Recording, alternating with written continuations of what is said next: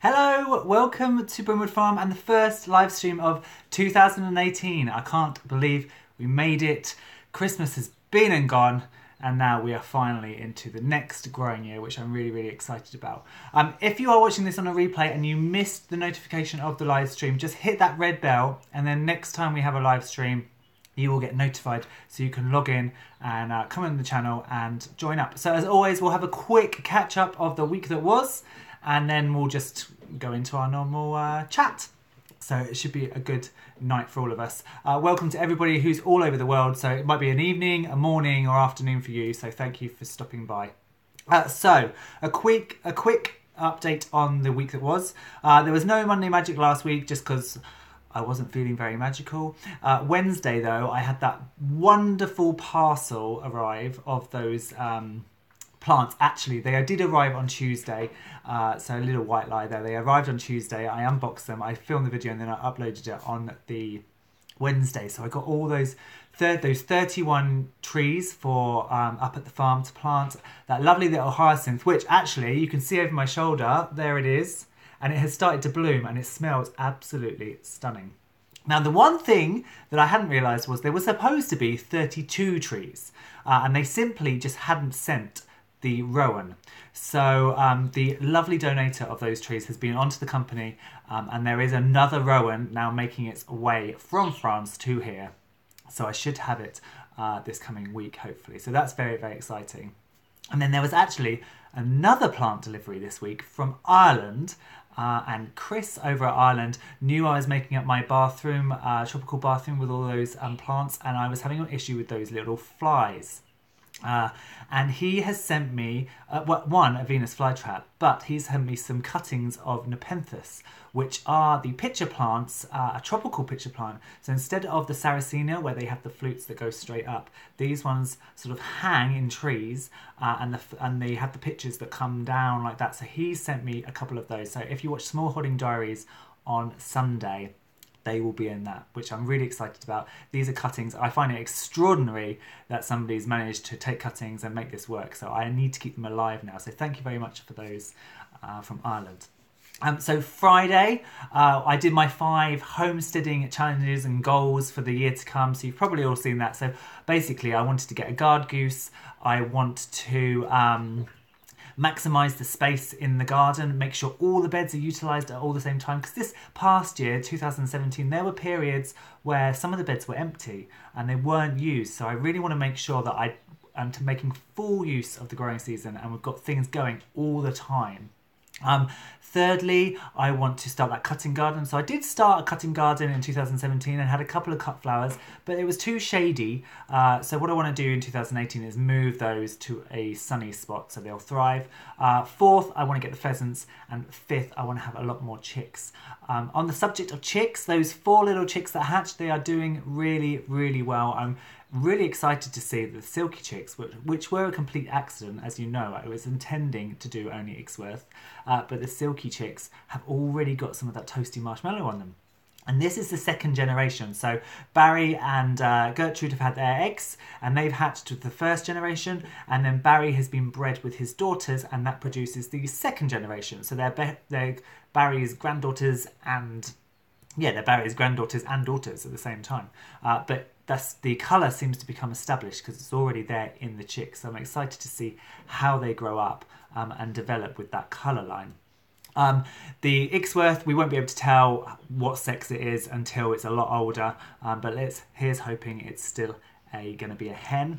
And the budgie chicks are doing really well as well. Now, if you're on my Facebook group, you will know that Sunny has started laying again. She has basically stopped feeding the babies. Normally your babies would fledge and then the father would carry on feeding them for the couple of weeks while they're at the nest while the hen starts laying again. Obviously Io died, so Sunny has stopped feeding them, but they seem to be all right. They're all picking up at seed. Chick number one, and actually I've seen chick number 1 feeding chick number 2 and chick number 3. So there is still some feeding going on there. And then as for Sunny's eggs, I'm not sure whether she's mated with Pluto. I'm not sure whether they're going to be infertile, or or possibly she's managed to store enough sperm from Io before to fertilise these new eggs. Now, I'm not sure. That would have had to be a 5-week period of holding on to it, so I'm not sure whether that would be too long. But we'll see. I did try, because she's a single mum, I don't particularly want her, well, in the best circumstances, she wouldn't raise any chicks at all. I did try and take one of the eggs away from her and pop it under Venus and just see how that went. It was fine for a few hours. Venus seemed to sit on it perfectly, but then she ate it. So that can't happen again. Sunny has laid another egg, so we'll see how we do. If she's mated with Pluto, it might be that Pluto is willing to take on some of the fatherly duties. So we will see what happens over the coming weeks. Lastly, also with Chicken Check-In, if you're still to get involved in Chicken Check-In, please do. I have a dedicated playlist on my channel for Chicken Check-In, and if you're watching this on the replay, I will put a link to that playlist just up here, and you can go and watch it and you can see what's involved. But basically, it's just a chance for you to showcase your 3 favourite chickens, rooster or hen, different breeds, even if they're pet chickens or they're commercial chickens or whatever you want. Just talk us through the breed, and then I'll upload it to the channel, and it'll be really good, and we can see all of your chickens all around the world. I think, I'm just looking through my little itinerary down here, I think that is the week that was. So we're all up to date. So let's have a little catch up. I'm going to see who's here in the chat. So Jay is here. Hi Jay. Susie St James is here. Hi Susie. Thanks for all your comments constantly. It's really, really good. I like to know what's going on. Danielle's here. Hi Danielle. Jorn is here. I'm sorry if I've said your name wrong. I'm sure, because it's got the umlauts, I'm sure I probably didn't say it right. I will try and get it right. Susie is asking, how is Budgie Baby number 3? Budgie Baby number 3 is really, really well. It's out of the nest box, flying around, happy as Larry. So it's doing really well. Charlie is here as well. Charlie, hi Charlie. Damn it, I'm late. I was late too. I was 2 minutes late, so you're not alone, Charlie. I'm just going to have a cup of tea. So I've also been to the store today. So I've got some props to show you for once. So first, so I should say, normally planting bulbs is done obviously in the autumn. And so at the moment, stores, retailers, garden centres and things have tons of bulbs, and they want to get rid of them because they don't want them to sit on the shelves for another year. So now is a really, really good time of buying bulbs. If it's still really, really cold outside, you can still get them in.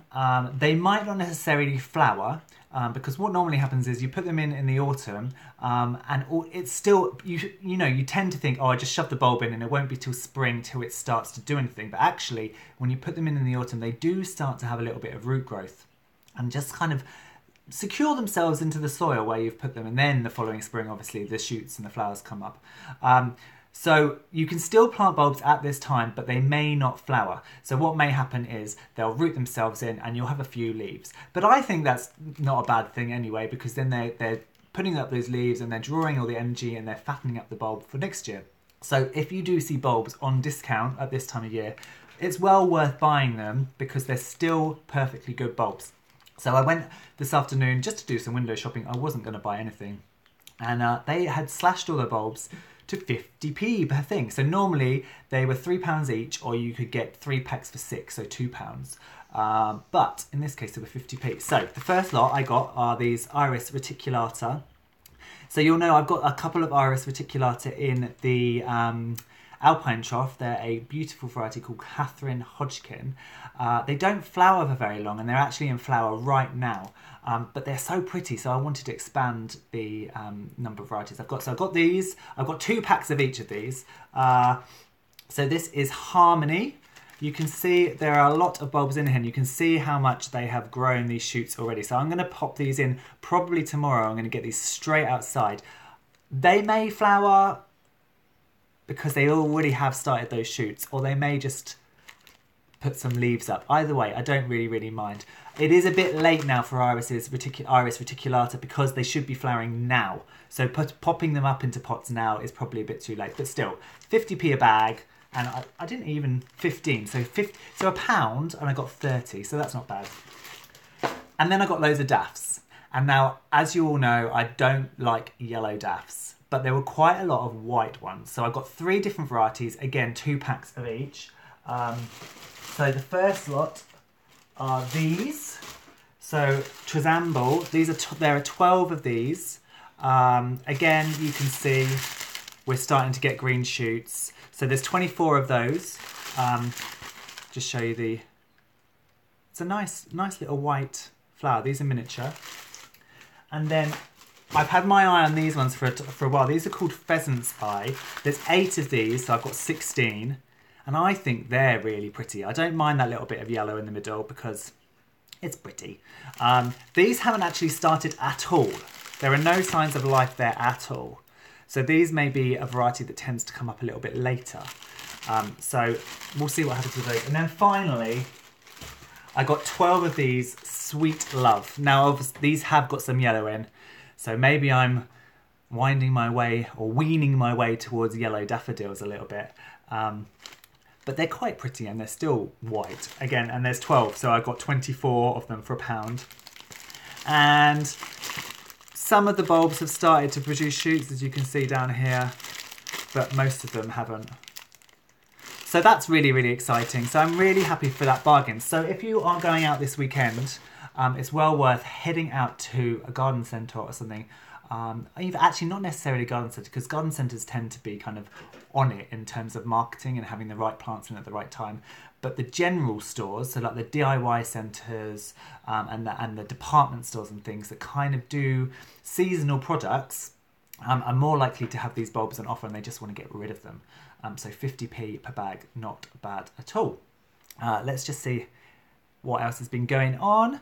So, oh, Susie, so Susie says, thanks for the encouragement, don't want to be a bother. You are never a bother if you're commenting on my videos. I love it. I love getting engaged with you guys. I want to know what's going on. And look, I am no professional. I'm a complete amateur. I'm learning as I go. So a lot of you will know a lot more about certain subjects than I do. So I'm all for commenting, sharing all the information. That's part of the reason why I set up the community group on Facebook as well, so that we can kind of, because YouTube is quite difficult in terms of sharing information because it's just that one feed, whereas obviously on Facebook it's a lot easier. So please, you are no bother at all. It's wonderful. I like it.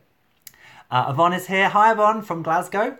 Robin Knight is here. Putting coarse sand on the top of your houseplant soil inhibits little flies breeding. Yeah, it does. I've tried gravel. I've tried coarse sand. I've tried... What else did I try? Diatomaous earth.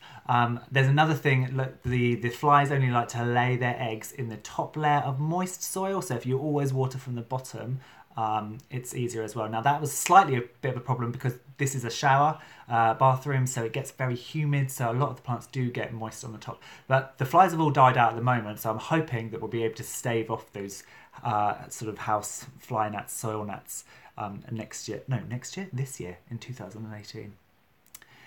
So Susie is saying, so it's 50p, 75% off. Yes, I guess. Yes, so if you bought multi-packs, they were going to be 3 for £6, so they'd have been £2 each. So at 50p, 75% off. It's a bargain, isn't it?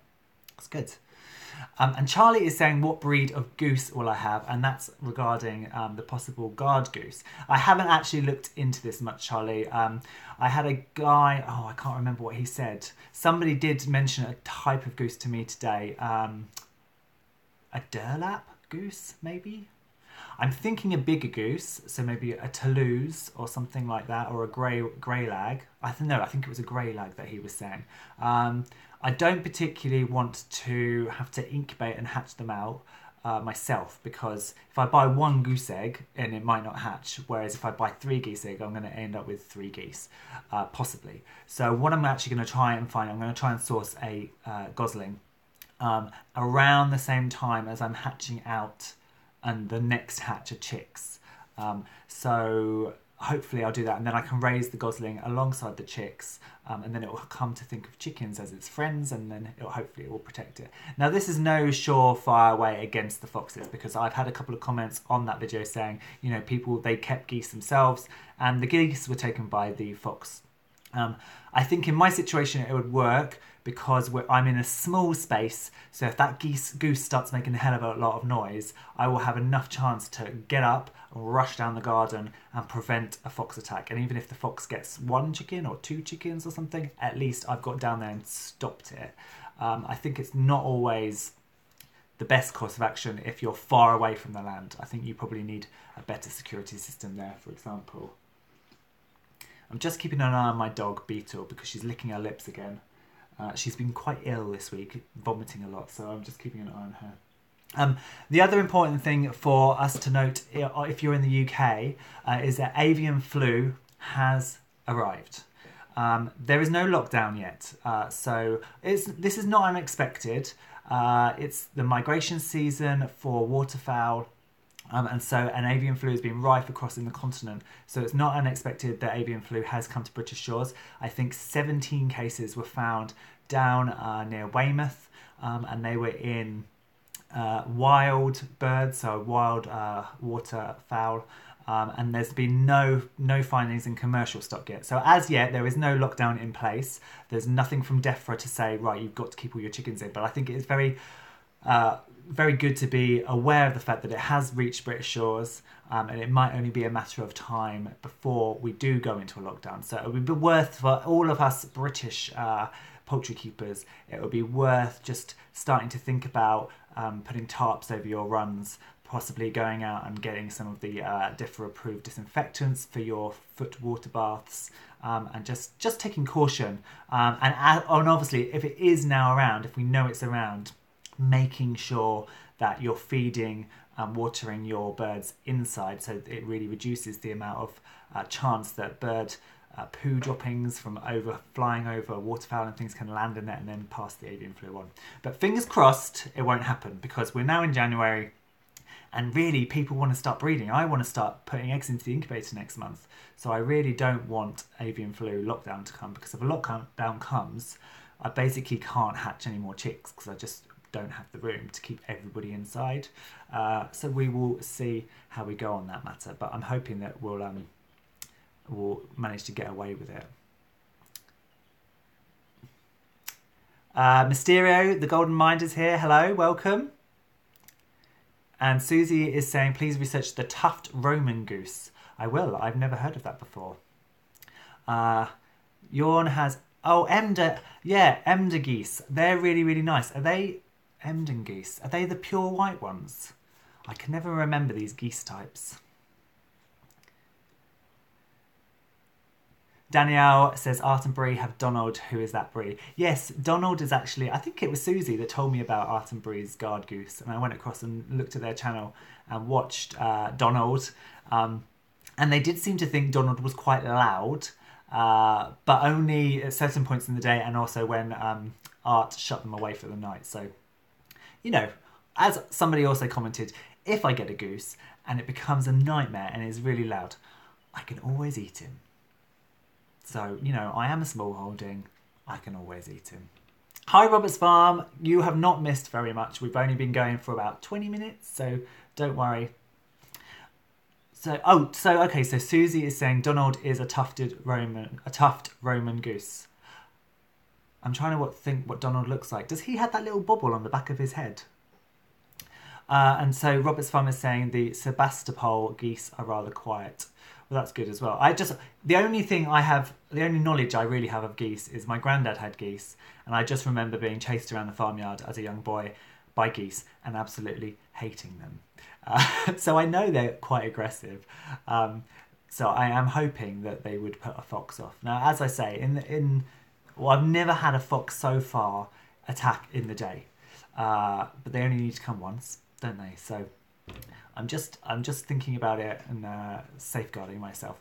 And I also need to think about the fact that if I'm going to get the pheasants this year, and that means I need to move the quail out of the aviary, and if the quail are coming out of the aviary and going somewhere else, I also need to make sure they are safe from a possible fox attack too, because I can imagine a fox would love to go in and, you know, kill 20 quail in one go, because they're like mouth bite morsels for them, aren't they?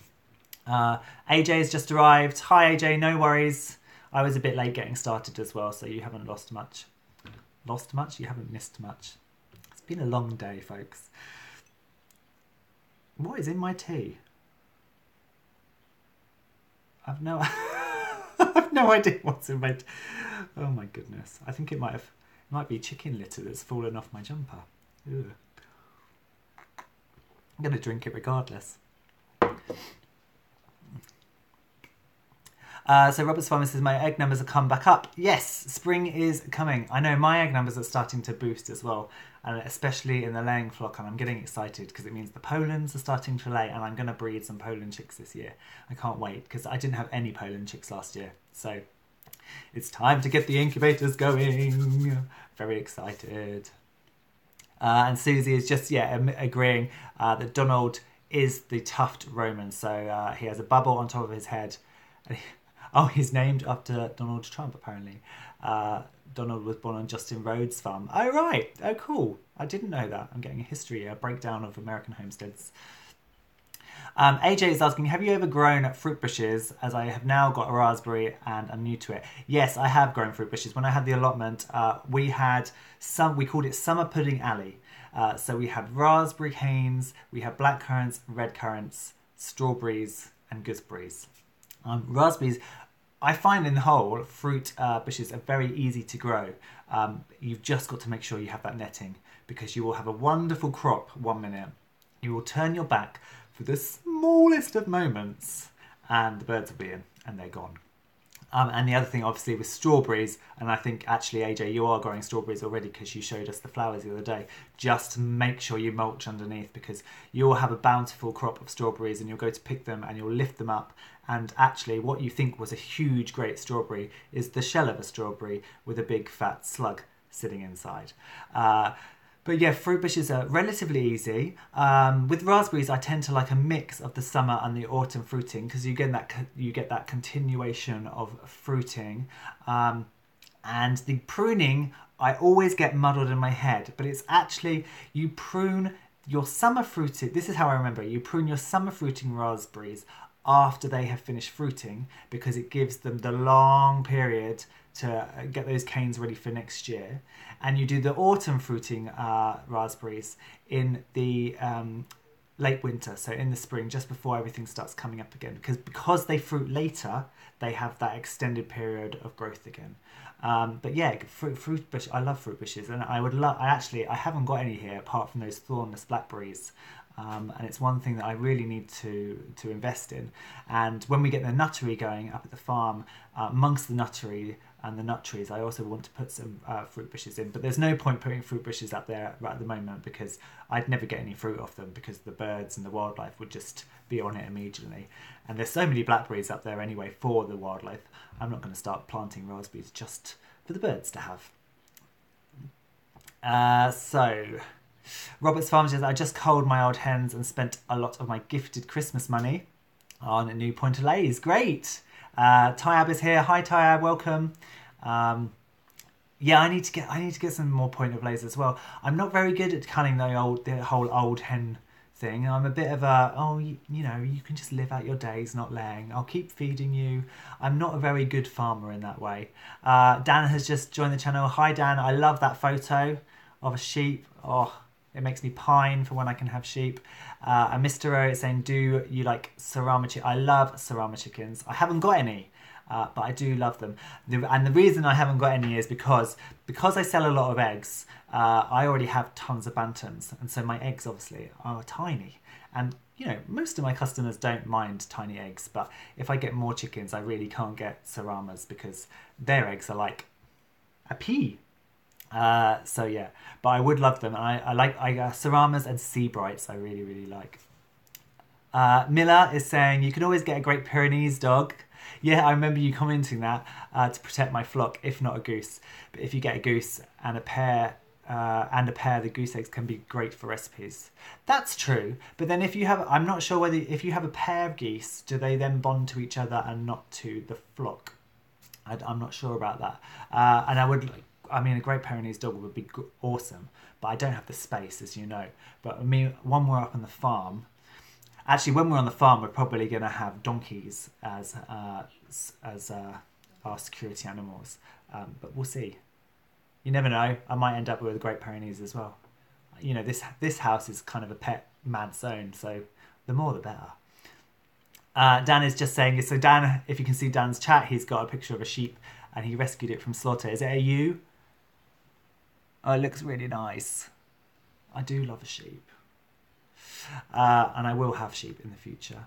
Danielle is saying, my mum makes so many jams from our small garden. We have raspberry, blackberries, red currants and grapes.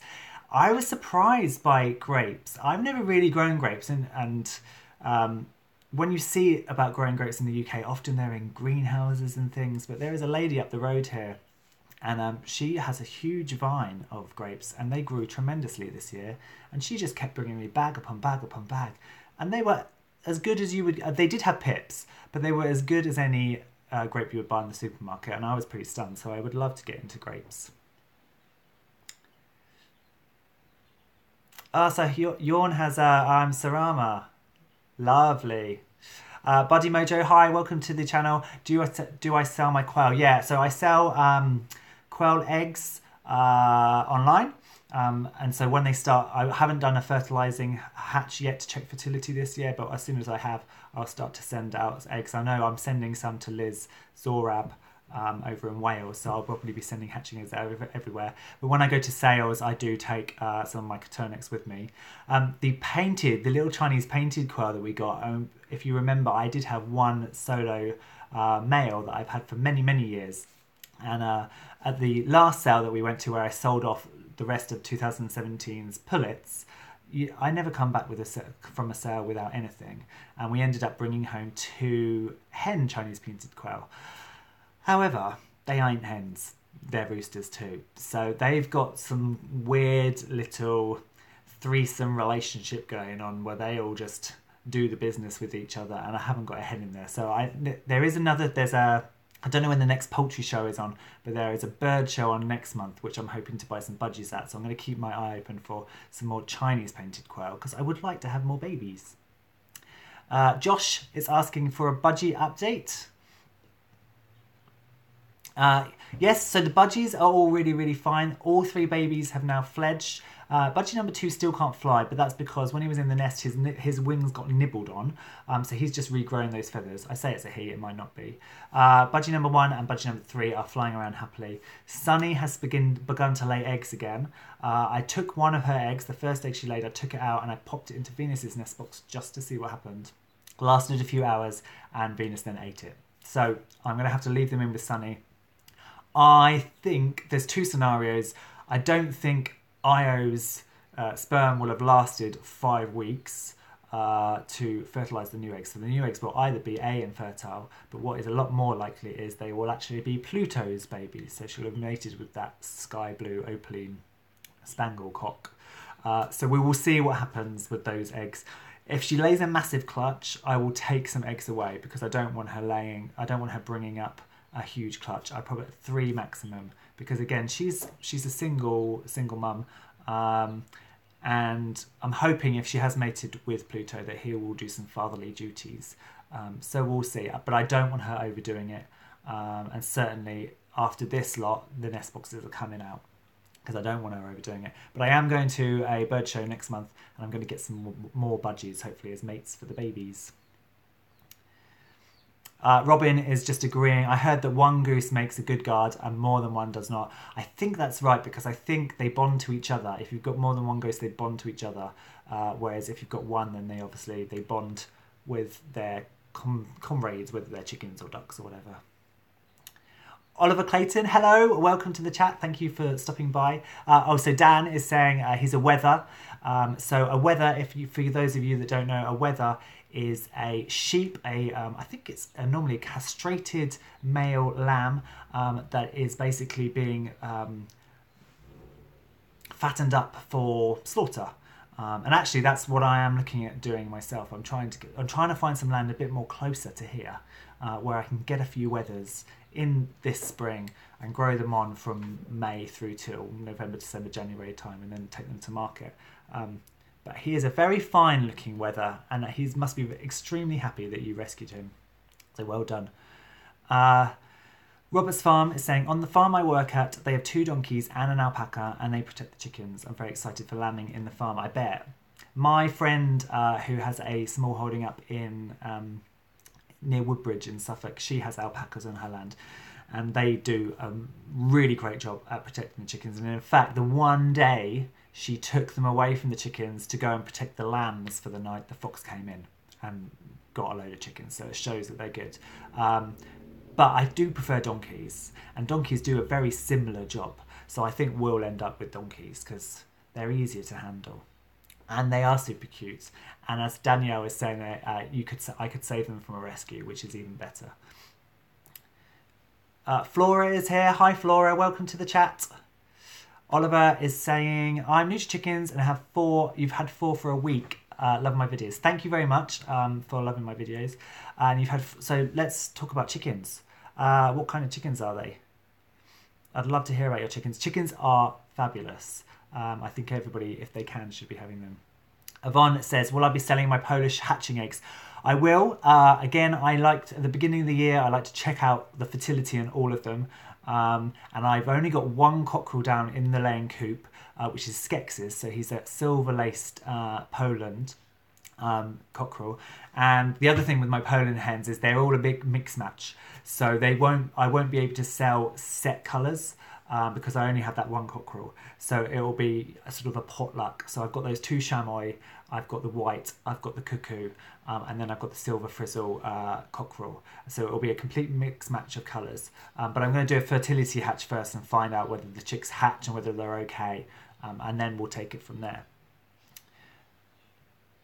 Buddy Mojo is saying, could you buy some quail birds from me? What I would advise you to do is go to brimwoodfarm.com, go to the sale page, and there's a contact form. If you send me an email from that contact form, then we can chat privately about possibly getting some quails to you. I've got some youngish hens at the moment, and I'll be doing another hatch probably next month, so I will have chicks then. Brian is here from Allotment Life. Hi Brian, welcome. And Jay says, with the guard goose, does it matter what the sex it is? I think somebody said further up. Oh, and Susie said here as well, males tend to be better guardians.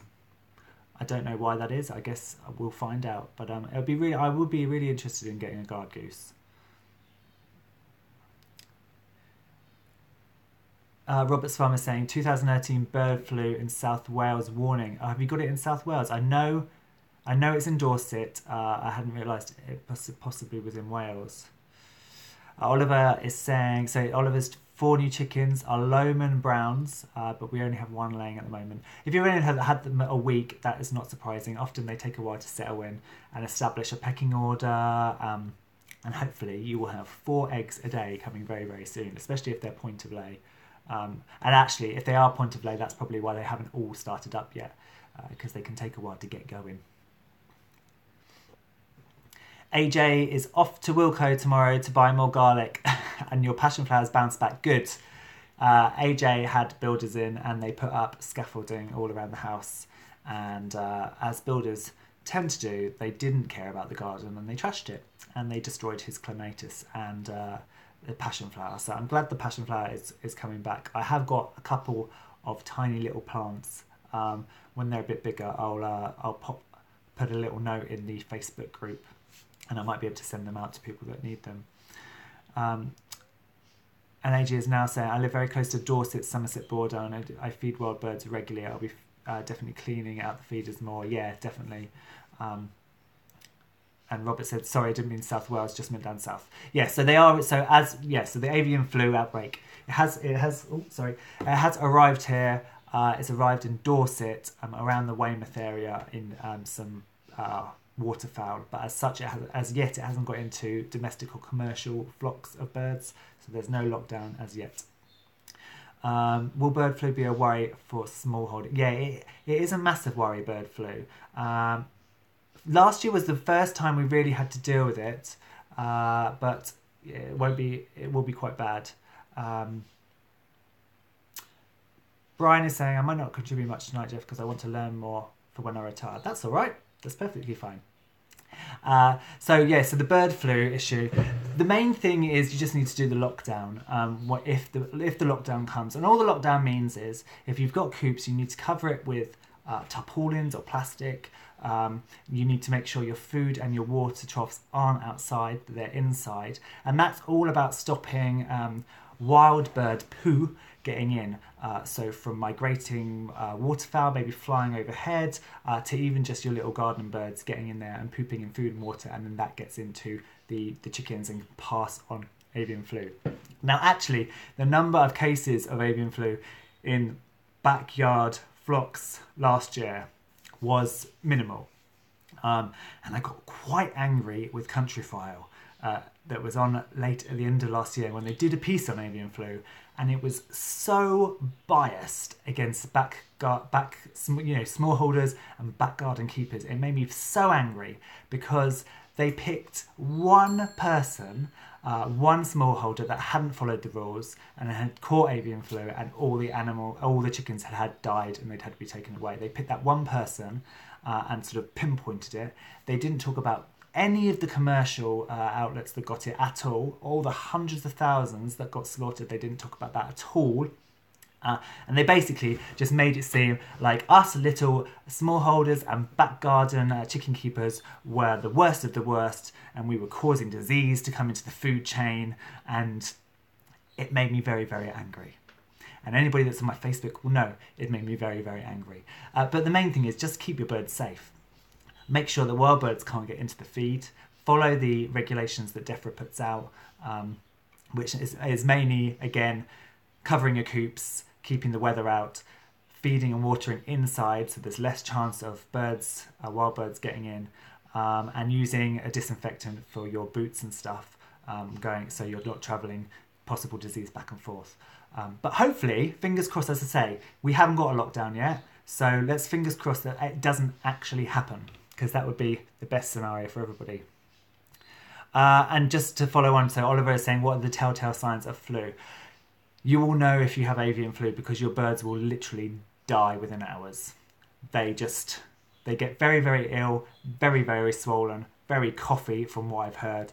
And because I was worrying, oh no, my bird looks sick. It's looked sick for a couple of, I had some respiratory illnesses last year. And I was thinking, oh no, it's looked sick for a couple of days. What's going to happen? It doesn't happen in a couple of days. The cases that happen, they start to get ill, and then within hours they're dead.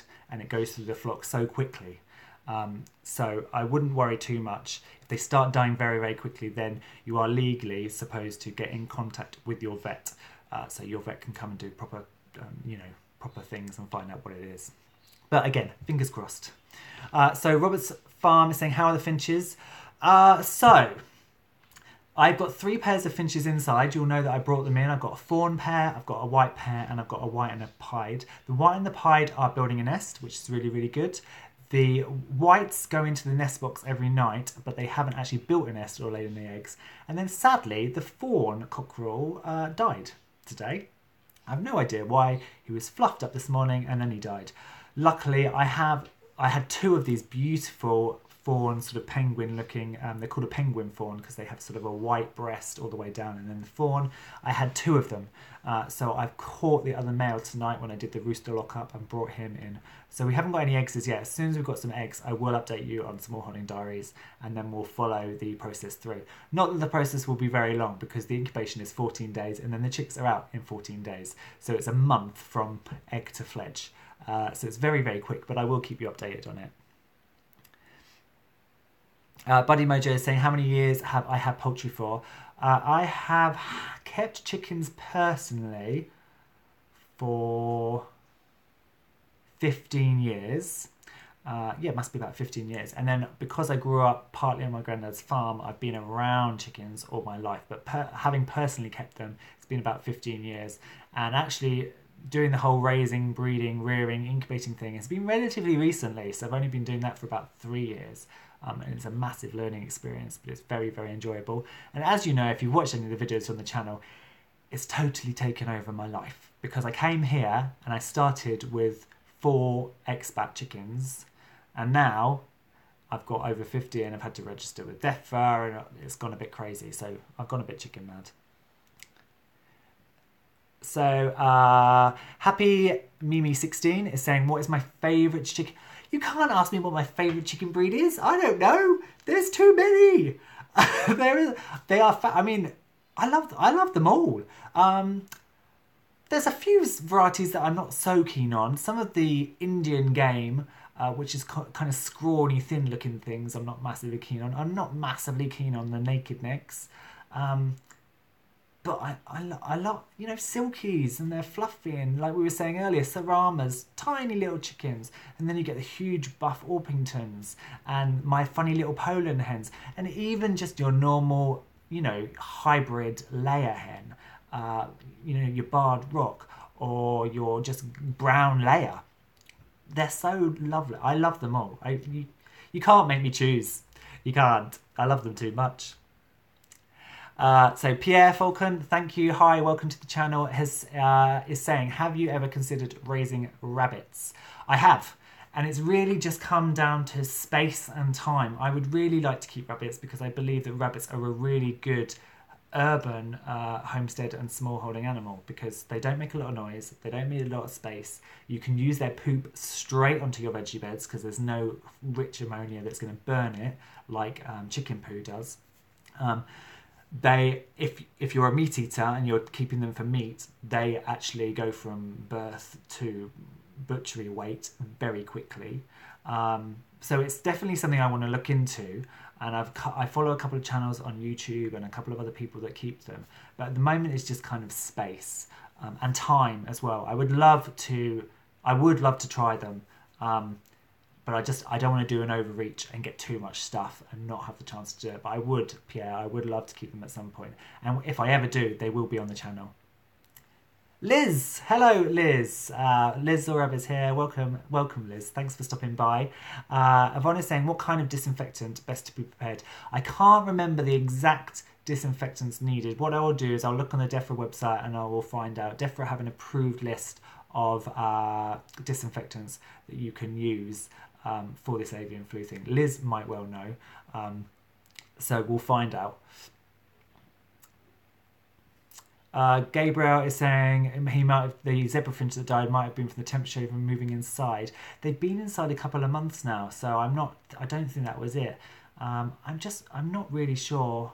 I've had this with finches a couple of times throughout my life. I've been keeping finches since I was 11, so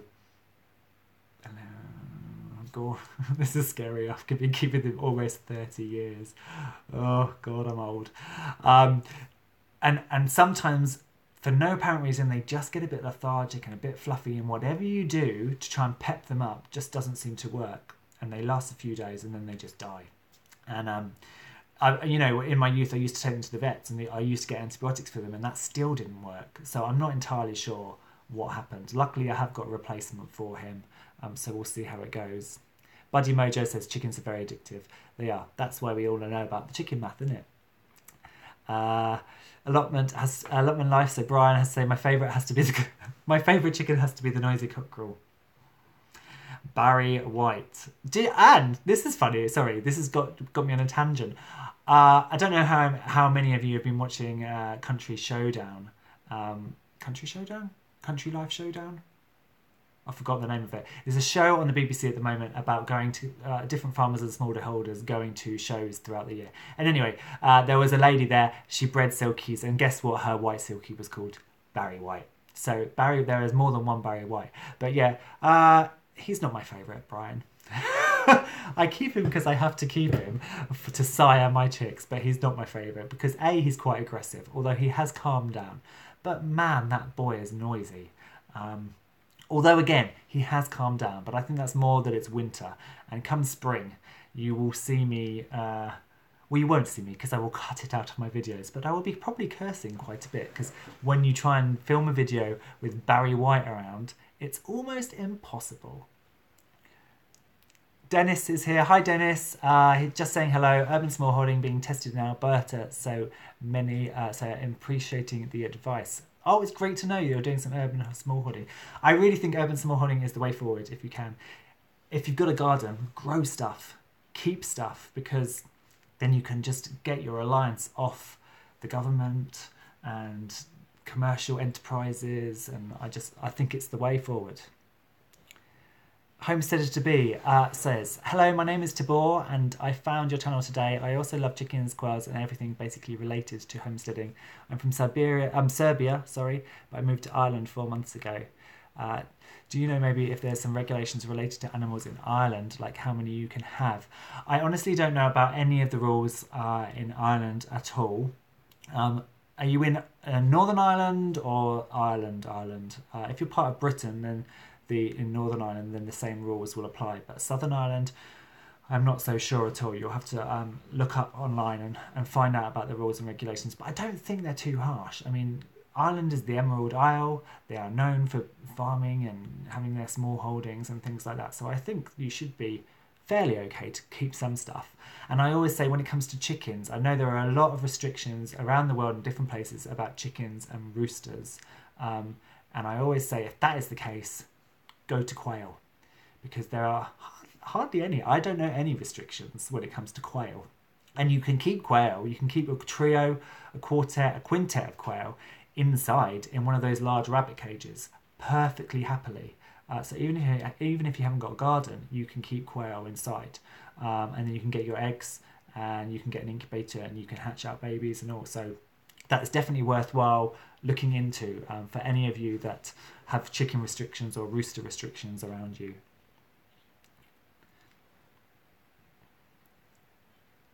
AJ is saying, oh wow, just realised the channel is over 2,000 subscribers! I know, I'm so happy. Do you know what's happened? The quail video, 6 reasons to keep quail, has just gone mad. It has taken off. Over the past week, it's had over 15,000 views. A ton of new subscribers have come from that. I'm kind of a little bit stunned. I'm waiting for the peak to fall. But it's wonderful, and because I've just been talking about quail, I'm really excited that people are finding that video, because I do think quail are wonderful. I do think they're a brilliant homesteading bird. They're perfect for small places. If you've got a massive farm, then yeah, okay, you might not want to keep quail because you can keep turkeys and you can keep geese and you can keep pheasants. But if you're small scale and you're worried about sound and you're worried about noise, or you just want a bird that's going to give you regular eggs, or if you eat meat, is going to rear up really quickly from a chick to a butchering weight, quail are brilliant. Plus, they're totally and utterly cute. And if you keep them and you incubate them yourself at home, they're incredibly tame. I mean, I know I've been on a lot of forums where people have said they keep quail and they run around and they jump up and they hurt themselves and they fly away. And I'm thinking, none of mine have done that. But I think it's because I've hatched them out in the incubator, and when they're being reared, they're in the house, so they see me every single day, they're held by me every single day, and they just become really, really tame. But I do think quail are the way forward. I love quail, utterly adore them. Robert's Farm is going to get some sleep, so good night. Have a great night. I hope to see you next time. Mrs. G, the Hurried Mum, hello, welcome to the channel. I'm glad you could stop in. Don't worry about being late. Robin said, do you think feeding your birds garlic will boost their immune system? There are people that say no about this, about, you know, herbal and holistic things to add to feeders and drinkers. Personally, I do use garlic. So what I do is every month for the space of 4 days, my chickens get apple cider vinegar in their water because that's supposed to be a good boost. And then once a week, one time during the month when I change over the drinkers, I put crushed garlic into the water as well, because again, it's supposed to build their immune system. Now, I did talk about this a little bit in my video about sick chickens. If you've got a sick chicken, giving it garlic and giving it apple cider vinegar is not going to cure it, because those things are all to do with building immunity and building its system into a healthy bird. So by the time it's ill, it's too late. But if you give those things to them as a routine, then you can help to boost their immune system, to fight off bugs, and then they don't get as ill. So I would recommend it. And when it comes to these things, it can never hurt. Just don't do it too often. I also find that garlic in the water helps to keep algae out as well. So if you've got any algal growth in there, sometimes it does help to keep the algae down. Brian is saying Barry is my favourite, says Brian a lot in my life. Do you want him? Actually, you can't have him yet. But he is loud. He's so loud. So we were just, Yvonne was asking about the disinfectant for avian flu, and Liz is just saying she uses Virkon S as a disinfectant in foot baths and on straw across the access to their farm. So that might, so I need actually to go and get some disinfectant as well. So Virkon S disinfectant might be the way forward. Budgie Mojo is asking, have you tried home canning? I have, but it is a long-winded process. I watch a lot of canning channels. Starry Hilda, for example, she does a lot of canning. And we call it preserving, I think, more over here. I've done quite a few jams and preserves like that. When it comes to canning, I did my first canning last year. I canned a load of pears. And it took forever. And I know that producing and storing your own food isn't a quick thing. And that's why we have convenience stores these days that you just, get in the car, you drive there, you buy your food, it's ready. So obviously producing your own food does take longer. But oh my goodness. I spent hours preparing all of these pears, putting them in the water bath, pouring on the sugar syrup, putting them in the oven, because I don't have a canner either, so I had to do them in the oven. And I only ended up with about 3 jars worth. I would like to learn more and do more of it, though, and I'm sure with experience I'll get better. And possibly I might buy a canner as well, because it might be easier with an actual canning machine rather than trying to fit them all in the oven. So Mrs. G is saying, my cockerel flogged my 5-year-old daughter. Should I get rid of him, or is there a way I can keep him? She's fine, by the way. When you say flogged, do you mean attacked? I'm confused by flogged. How serious was it? Some people have an instant with an aggressive cockerel. I find that cockerels can go through an aggressive stage, especially when they hit the year mark. Their hormones surge and they go through I've had quite a few aggressive cockerels that have grown out of it. Barry, for instance, was really aggressive at the end of middle of last year, and he was about 18 months old. 13, 14 months old actually, and he got really, really aggressive to the point where I could hold him at night when it was dark, but I couldn't even put my hand into the coop in the day because he would just attack me, and every single day I was getting scratched. But he's calmed down. My I am Samani cockerel, he also chilled out as well in the end. He was quite aggressive. But then I've had a couple of others. So my first ever cockerel that I hatched, Ivy Winters, he was a Poland, he had a drag style hair, hence the name Ivy Winters. He became really, really aggressive, and I did have to cull him. So I would see how the cockerel goes. If he keeps showing aggressive tendencies, try and do some of the anti-aggression things, which include basically picking him up, carrying him around the garden, getting him used to human contact, making him know that you and your daughter are above him in the pecking order. If he carries on attacking, you might have to... It also depends on safety. I don't have kids. I don't have to worry about kids getting attacked. If it's just me getting attacked. But if you're worried about the children, then again, that's another consideration. Horace McIntosh is here. He says, hey, I'm Horace. I like how your birds... Oh, he likes how I have the birds live fly around the house. Yeah, well, I wish they would fly around more. I've tried to let the cockatiels out on several occasions, and they just sit there and they won't come out, Horace. So I need to get some tips on how to get them to come out of their cage and fly around. I am thinking, actually, in the summer, I might put them out in the aviary and let them have the aviary during the warmer months of the year, just to give them some more space. I've just seen Pierre's comment about he would make a good stew. That's relating to the hurried mum's cockerel. And Liz is saying, personally, I wouldn't keep an aggressive bird, especially with children around. And so I agree. You've got to, I'm all right with a slightly aggressive cockerel because I know most of them grow out of it, and it's just me. Sard doesn't really do anything with the chickens, so it's just me. Whereas if you've got little children around, you've got to be more aware. And cockerels can do damage. Their claws are sharp. They can draw blood. They can do damage, so you do have to be aware. Homestead to be says, I am from the Republic of Ireland. Thank you anyway. Can't wait to get a house and raise some animals. And oh, and you found us because of the quail video. That quail video is doing crazy, you know. I'm glad people are liking it though, because we need to spread the quail love. Even Liz Zorab, who didn't really get quail at all, has now come around to quail, and I'm sending her some later this year, which is going to be fabulous. So I've converted one person. Brian is saying congratulations on the subscription. Thank you very much, Brian. Buddy Mojo is saying, silly question, do quails crow? They don't crow like a cockadoodle do, but they do make a funny, I can't even describe it. It's like a bit like a barring sheep. Quite hard, quite shrill, quite high pitched, but it doesn't last very long. I'm trying to think if there's a video where I've got one crowing. I don't think I do. What I'll do is when I do the small holding diaries, which is obviously I do the video every day and I compilate it at the end of the week, I'll try and get a quail crowing so you can see what they sound like.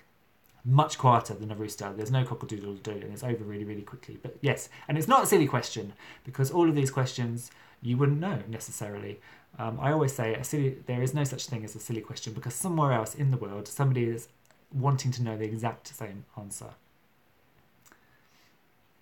Horace says, I watch your show on YouTube all the time. Very entertaining. Thank you very much, Horace.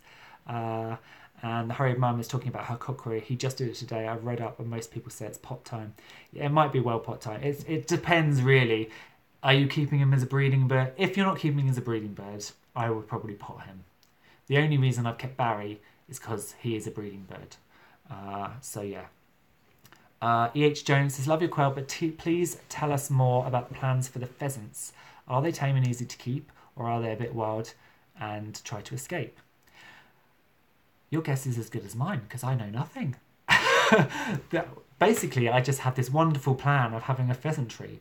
Sard adores tragopans, which are very sort of rare and expensive, foreign, exotic pheasant species.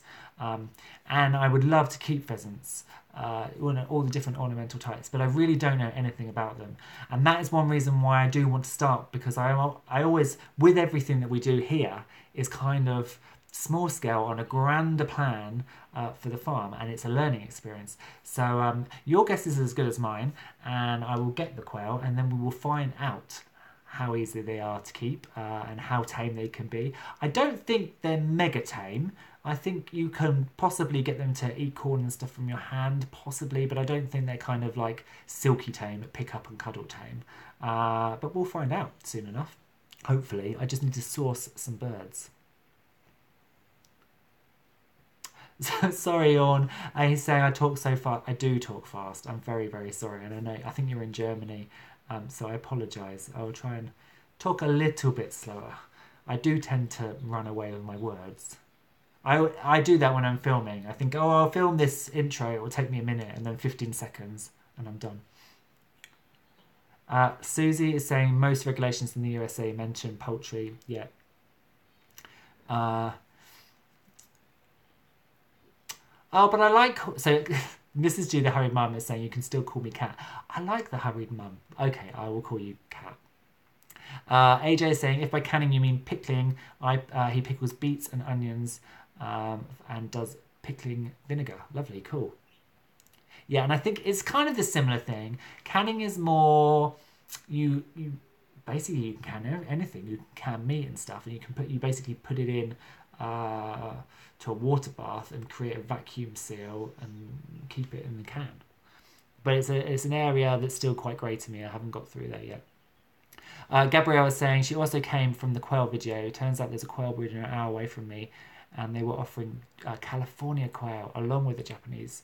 I don't really know anything about the California quail. I think the California ones are the ones with that really cute little feather on the top of their head, aren't they? I always thought they were really big, because if you look up on the internet, they seem to be quite large. But we went to a sale, the sale where I sold my pullets at the end of last year. There was a quail breeder there, and he had some, and they were so sweet. I don't think they are used as commercially as much as the Coturnix, because I think the Coturnix is the go-to quail for egg laying and for butchering and meat and stuff. But as a cute little quail breed, I think Californias are quite sweet, and I would like to have more in the future. I'm just realizing I'm saying I would like to have this quite a lot tonight, and you can tell that actually I'm going to have so many, you know, when I've got that 40 acres, I'm just going to be overrun with animals. Brian is saying, when are you going to get show quality silkies? When I've got more room. Getting Barry originally was to start breeding towards a show quality silky, and then obviously that toasted marshmallow colour came out.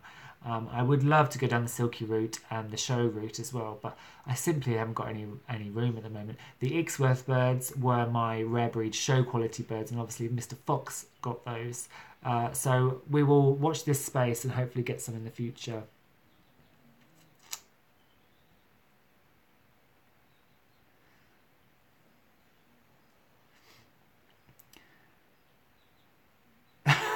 So Brian's just saying Barry has character, but I don't think he would fit in with Rhode Island Reds, because Brian's expecting to get Rhode Island Red chickens when he retires. Yeah, I think, well, Barry would give it what for. I think he'd try and settle in, but I think those Rhode Island Red ladies would probably peck him into submission pretty darn quickly. I've just realised I'm quite a way behind on this chat, aren't I? Let's just scroll up.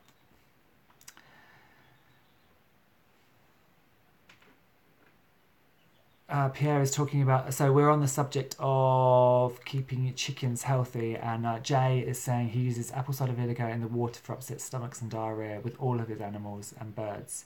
Yeah, it does really help. And that's from budgies, so caged and aviary birds, all the way through to like chickens and ducks.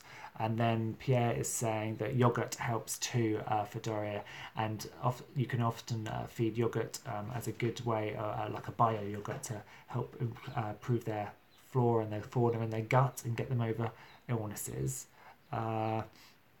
Liz is saying, so roosters, it's the time of year when the sap is rising, and they all seem to be getting a bit more aggressive. And she's right, because we are midway through winter, we are getting towards spring, and all those urges to start procreating are definitely flooding those veins and those red-blooded roosters and making them quite the little devils. Although so far we've been all right here, but I expect I'll go out tomorrow and Barry will now attack me. Brian is asking how the budgie baby's doing. The budgies are doing really well, thank you. They've all fledged, and I will do an update tomorrow. So tomorrow's Small Holding Diaries, there will be an update on the budgies. All 3 of them are out. All 3 of them will be filmed. What I need to do now is I need to get hold of them and hold them and try and sex them with the help of Jay for our Hilltop Farm Homestead. Jay is quite good with his budgies, so he's going to help me sex them.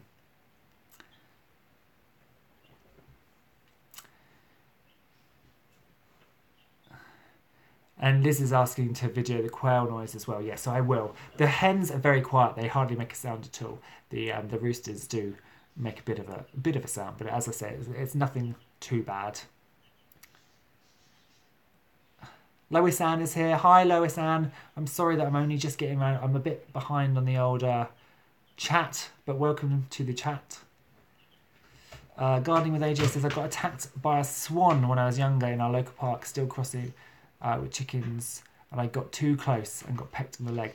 Swans are blighters, and swans can be pretty darn evil. I was walking a Staffy once, a Staffordshire Bull Terrier, and you would think with their reputation, I mean, I have 2 myself, so I'm completely against that whole reputation, but you know, they're big, beefy dogs, and she ran straight down to the water's edge where there are a pair of swans, and they went mental. And one grabbed her, you know, it's got a beak, she's got jaws, but it grabbed her by the neck and it dragged her into the darn water. And I was there trying to fight this swan off and get the swan off the dog, and it did not want to let go. They can be little blightery things. Danielle says she hears the quail crowing a lot in the background of the videos. Yeah, if you know what a quail sound like, as soon as you know what a quail sounds like, you will hear them constantly in the background. And they actually crow here in the middle of the night because I've got a security light at the back of the house that goes on. And as soon as that flicks on, the quails are like, oh, it's morning. And they start crowing like crazy. But again, it's so quiet and so insignificant, especially compared with Barry's crow, that it's not really that traumatic.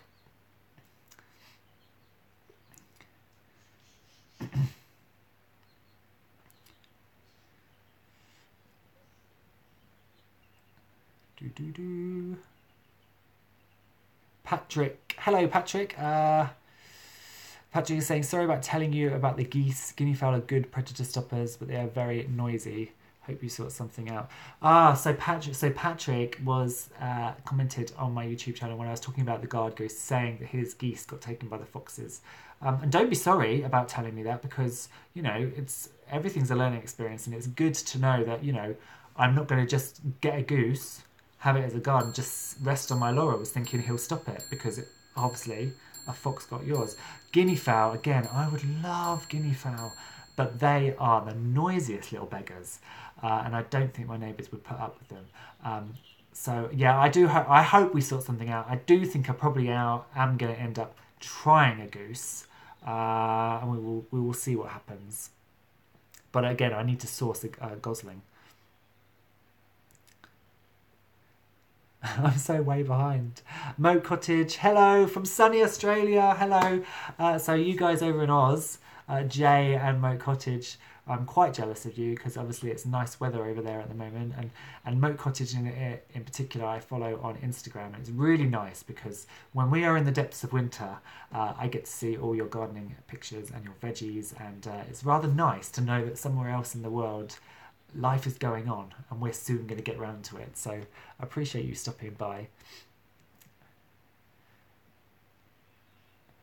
Brian is saying, yeah, regular holding of the budgies helps to tame them. Yeah, the eldest one is very tame because I held it the most. The youngest one, because it was the littlest and I left it in the nest box a lot, that one is the sort of the most untame.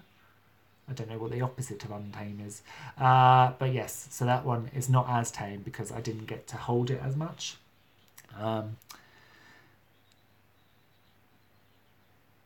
So Jay is saying, is it true that all swans in the UK belong to the Queen? It is. And in fact, every year there is a swan count. They go and count the number of swans. And it is still illegal to, and I think, is it technically treason to kill a swan? I think it is, because they are the Queen's. That only applies to one type of swan. Now, I cannot remember the two types of white swan there are. I think the rule only applies to one variety of swan. I personally love the black swans with those red beaks. I absolutely think they're stunning creatures. Again, I'm going to say it again, I would like some of those in the future. AJ is saying, are grouse similar to pheasants? Yeah, I think they are. I think they're probably in the same. I don't know too much about grouse in family relations to pheasants, but I think they're in the same similar thread on the the species tree. But they are. I would think they're fairly similar.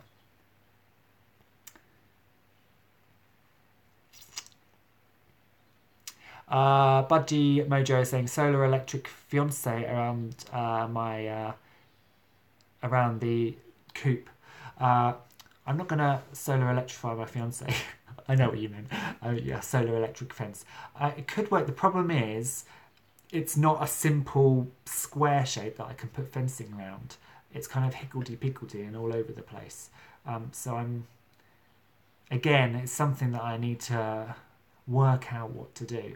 I mean, at the moment, because I'm here most of the time, at night I'm not worried at all, because their shed is completely proof.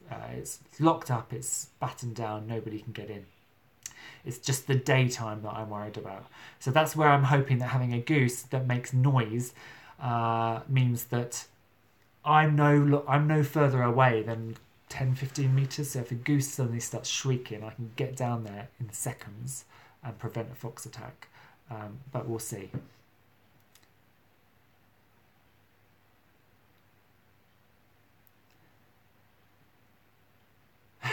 Jay is saying, I wonder if they attack corgis. Are we talking of the swans? I think swans would probably grab a corgi and pull it under the water, because they're brutal things.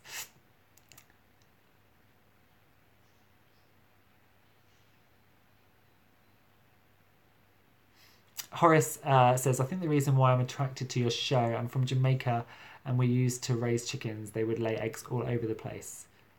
They are. See, chickens are great. They do lay eggs. And quail are even more crazy, because they don't care where they lay.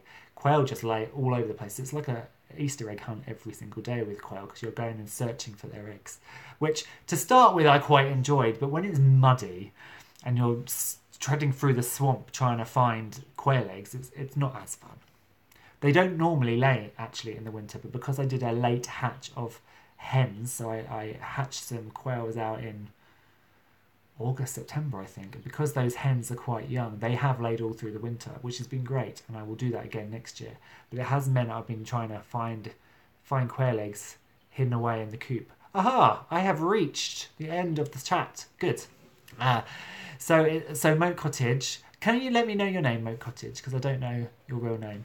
It'd be easier to talk to you. But she says, it is so inspiring for me too. When it's too hot, I see your winter pics. And when it's winter here, you're growing all the goodies. It's really fabulous. And that's what I do love that about social media, and that we can connect with each other all over the world. And you know that I have some mental health issues and depression and things. And the winter can really get to me. So scrolling through Instagram and Facebook and seeing summary photos of places. So Alyssa Jane, welcome. So seeing Alyssa's pictures and things on Instagram and other people from Australia and the southern hemisphere as well cheers me up no end, because it means that it might not be happening here, but it's happening over the other side of the world, and soon that reverses. So I hope we can offer the same thing back and forth. Liz said, quick, do lots of chats so that Jeff has something to catch up with. No, don't. I'm too tired. My brain is too addled. And I can't believe what's the time? It's past 11 o'clock already. Buddy Mojo is just saying, I've just got some expats. One is laying a blue-green egg. Wonderful. Now I have to find out which one. I love your tone. But also Mandy. Hello, Mandy. So yes, you need to try and find out which one is laying a blue-green egg from an expat. I wonder what that is then. I'm not very good with the colour egg things. Basically, my chickens lay brown or white eggs. And I have one Moran and she lays a slightly darker egg. I haven't got any green or blue egg layers, so I'm not entirely sure who does what. But I'm surprised that an expat is laying a blue-green egg, because normally, you know, your expats are usually bog standard, pump out lots of brown eggs as quickly as possible. Gardening with AJ says, I would love chickens. Me and my mum are looking to get some. We might get some next year, but the thing is we have a small garden, so we are going to have to look for a suitable size. Yeah, well, and you could also always get smaller chickens, bantams, but you don't need a huge amount of size just to have 3 or 4 hens.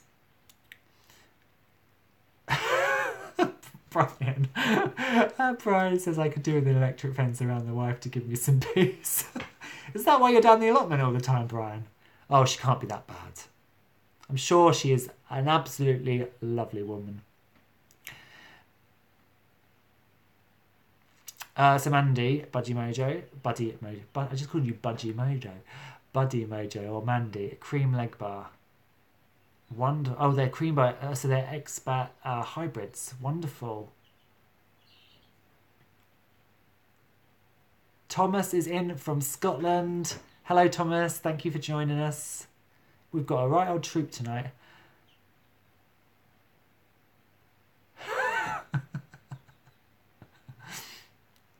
There's a lot of funny misspellings going on in this chat, I have to tell you. So I might call it. I know we're in the midst of a chat, but I might have to call it quits soon because it's quite late. Horace is saying, when I'm at work and bored, I put your show on. It's very funny. Thank you, Horace. I don't want you to get into trouble, though. Thomas, we are just generally having a random chat now. I just updated everybody on what's been going on, and we're just chatting about chickens and budgies and spelling mistakes and all sorts. Actually, and just for all of you that have joined the chat later on, I'm just going to quickly show you what I got again today.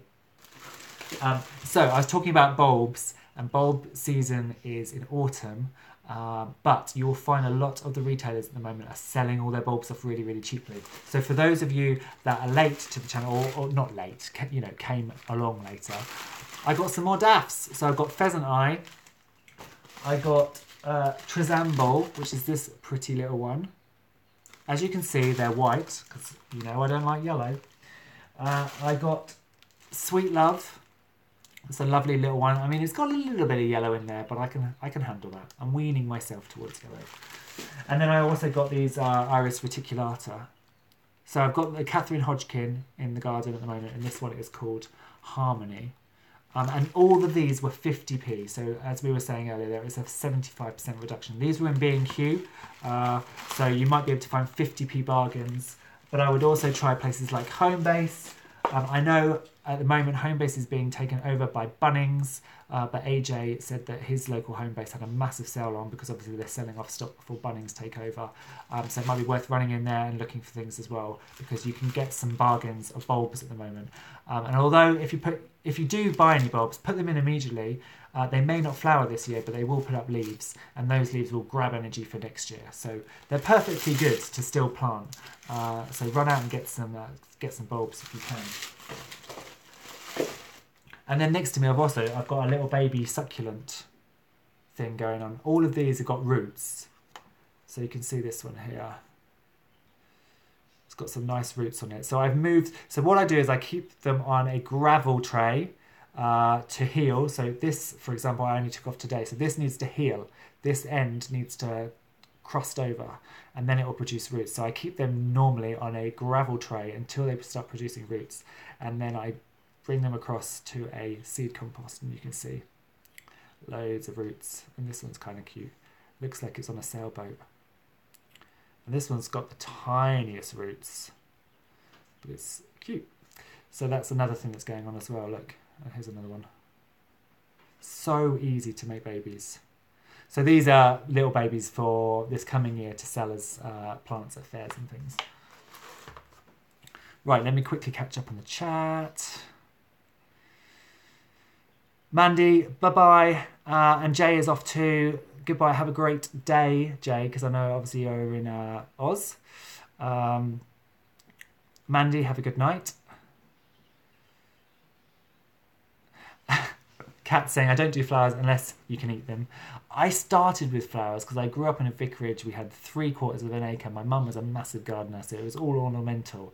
So I've slowly weaned myself from ornamental towards food.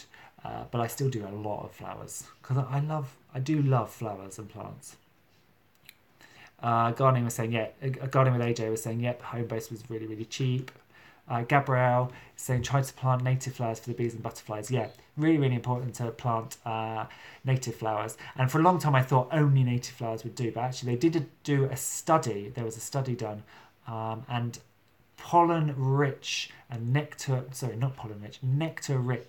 ornamental plants were almost as good as some of the native plants in terms of feeding bees and butterflies. When it comes to obviously their pupae, their larvae, so the caterpillars, they're not as great because a larva will only tortoiseshell lay their eggs on nettles, so you need nettles, not an ornamental nettle. You need a proper nettle.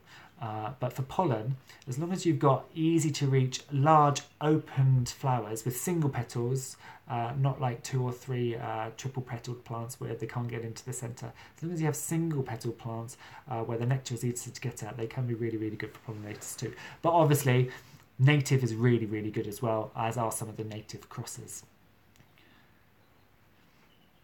Gardening with AJ is saying, can you do a video on succulent raising from cuttings? I can't remember if you've done one. I don't think I have actually. So what I might do is, now I've got this little nursery tray going on and the ones outside, that might be a good subject for a future video this month probably, because obviously there's not a huge amount going on in the garden, so we can get those going. And the herbs that I planted are already coming up as well, so I'm really excited about that. The dill, the coriander and the basil are already coming up. Food Forest Permaculture is here. Hi, welcome. Thank you for stopping in.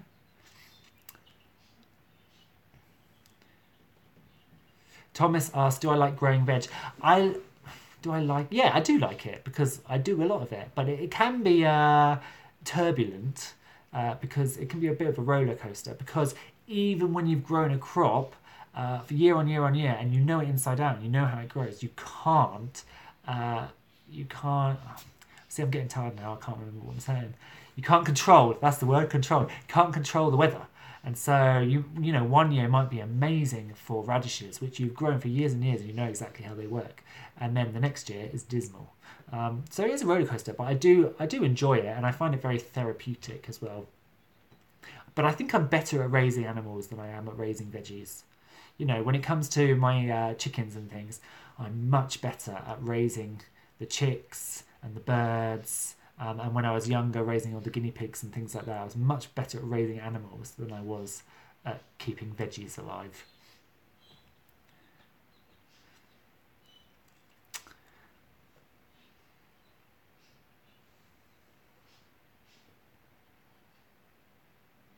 Kat says she grows happy flowers, they're edible. Yes, I agree. Thomas says he hates wasps.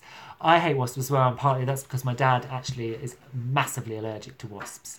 And if they sting him, they put him in hospital with anaphylactic shock. So I know wasps do a good job, but I do not like wasps around me. Or, I mean, if they're around my dad, they're dead. I could just go and kill them immediately. But yeah, I'm not keen on the old wasp. There was a beautiful hornet up at the Brimwood Farm last year, though, a wood hornet. It was humongous, and when you first see them, you're a bit scared because they are vast things. But it was absolutely stunning, and they are a lot more docile. You would think for their size they would be aggressive, but actually they're quite docile, and it just whirred past me. But it was humongous.